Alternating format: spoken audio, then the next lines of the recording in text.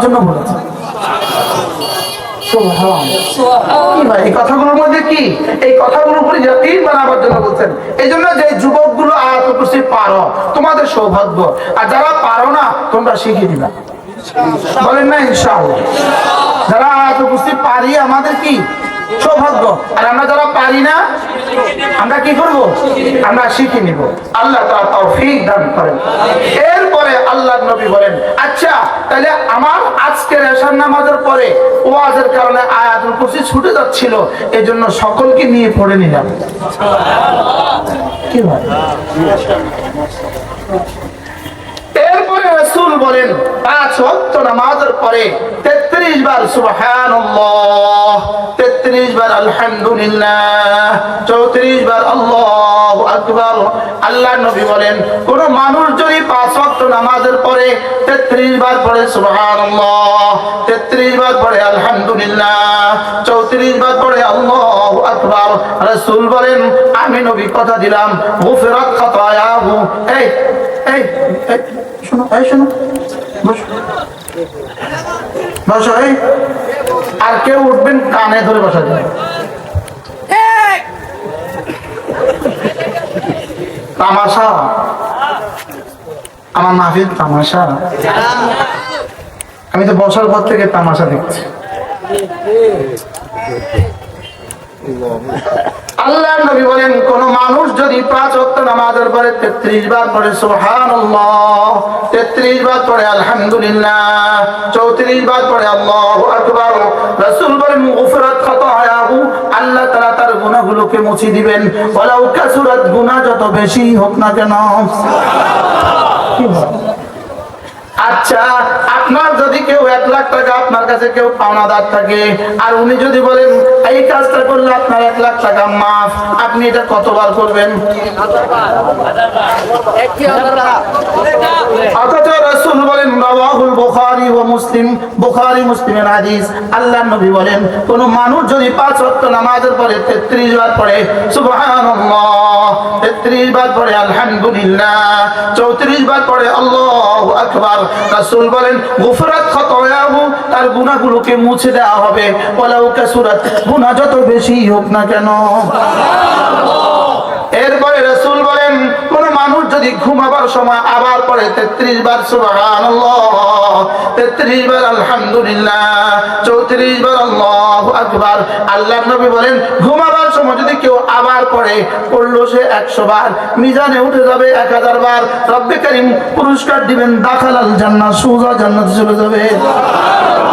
এখন প্রশ্ন, আজকের নামাজের পরেরটা যদি আগামীকালকে পড়লাম তাহলে হলো কিনা, আগামীকালেরটা তাহলে যাবে কোথায়? এই জন্য এটা একবার যদি একদিন যদি ছুটে যায় জীবনে আর কখনো কাজা আর কাফারা সম্ভব না। কি বলছি বলেন? এক ওয়াজের কারণে যদি আজকে এটা ছুটে যায় জীবনে আর কখনো ফিরে আসবে না। জীবনে আর কখনো কি, জীবনে আর কখনো ফিরে আসবে না। দুটো ইবাদতের কোনো কাজা নাই। 1 নাম্বার জিকিরের কোনো, এই কিতাবের মধ্যে আছে দুটো ইবাদতের মধ্যে কোনো কাজা নাই। 1 নাম্বার জিকিরের কোনো কাজা নাই, 2 নাম্বার পর্দার কোনো কাজা নাই, জিকিরের কোনো কাজা নাই। একবার যদি জিকির ছুটে যায় ওই জিকিরের জীবনে আর কখনো কাজা নাই। নামাজের তো কাজা হইতে পারে, রোজার তো কাজা হইতে পারে, হজের তো কাজা হইতে পারে, জিহাদের তো কাজা, আরে যাকাতের তো কাজা হইতে পারে, লেকিন জিকির ছুটে গেলে আর কাজা নাই।